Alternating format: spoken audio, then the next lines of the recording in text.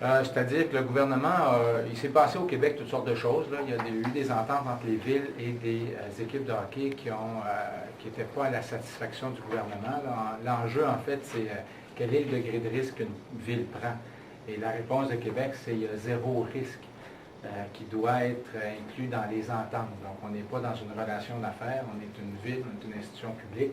L'institution publique doit avoir des revenus de base fixes.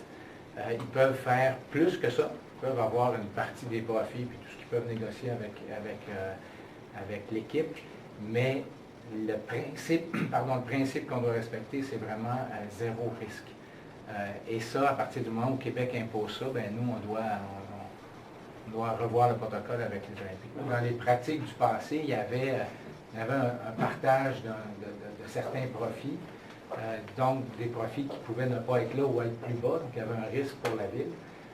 Là, ça veut dire, par exemple, un certain loyer de base solide et pas de risque pour la ville. Ça fait qu'on se rassoit avec les Olympiques le plus vite possible. Il ne faut pas que ça le reporte. Puis c'est ça la discussion que j'ai eue avec M. Cyr, puis avec le conseil, là, on s'en est parlé hier.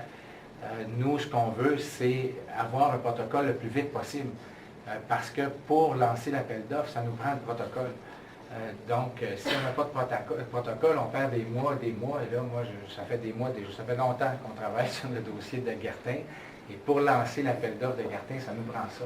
C'est pour ça que la discussion avec M. Cyr, puis autant lui que nos équipes sont d'accord, on va s'asseoir, en fait, si je ne me trompe pas, c'est aujourd'hui ou demain. C'est demain. Et on est prêt à siéger longtemps